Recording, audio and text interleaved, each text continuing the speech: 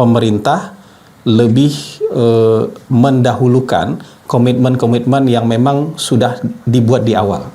Karena komitmen dengan Rusia sudah dibuat jauh-jauh hari, Presiden mendapatkan banyak sekali kehormatan dengan diundang ke dalam berbagai forum di dunia. Nah, undangan-undangan ini ada yang waktunya pas, ada yang waktunya itu agak bentrok. Hampir bersamaan dengan jarak yang lumayan jauh, itu titik-titiknya kan lumayan jauh tuh. Ada yang di Kanada, ada yang di Singapura, ada yang di Saint Petersburg.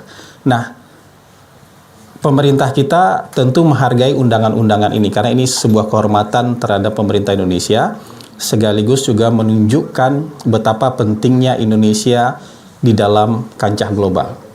Kalau dalam KTT G7 itu kan nggak banyak negara yang diundang. Mungkin hanya 4 atau 5 negara selain anggota G7 yang diundang ke forum tersebut.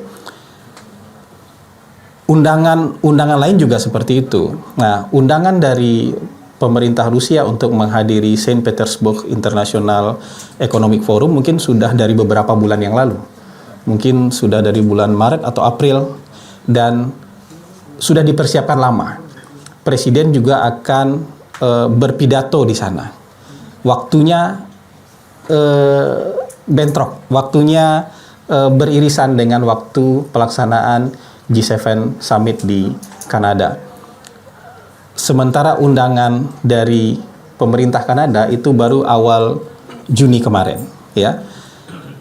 Dalam waktu yang juga hampir bersamaan, kita sudah dijadwalkan Presiden sudah dijadwalkan menghadiri annual retreat di Singapura.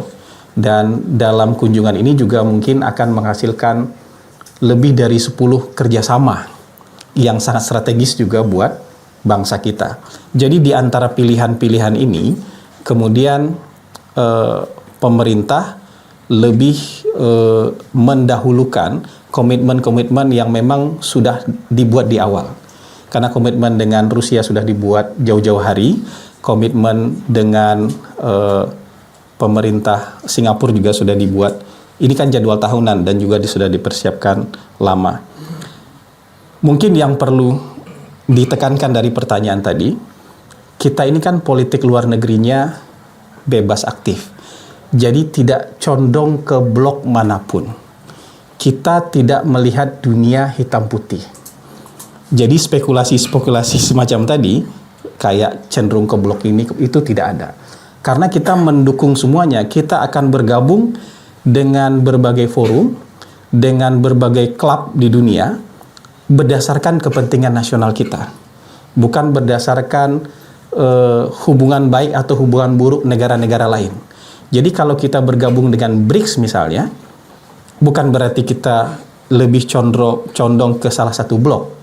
Karena dalam waktu yang bersamaan, kita baru saja awal Juni ini juga baru saja menyelesaikan satu step penting, satu milestone penting dalam proses keanggotaan kita menjadi calon anggota OECD.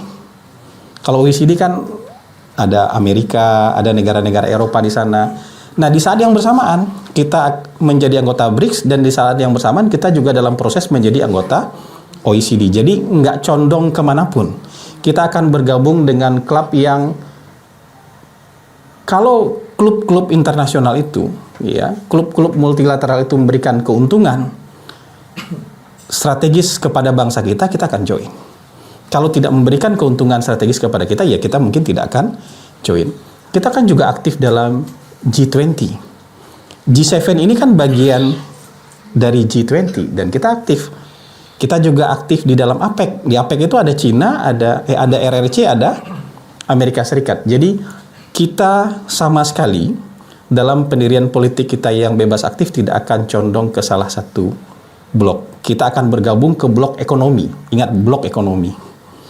Kita nggak akan masuk ke dalam blok militer, blok pertahanan. Kita masuk dalam blok ekonomi selama itu menguntungkan buat bangsa kita. Jadi kira-kira itu. Jadi spekulasi kayak tadi harusnya ya kita taruh jauh-jauh lah dari pendirian politik luar negeri negara kita.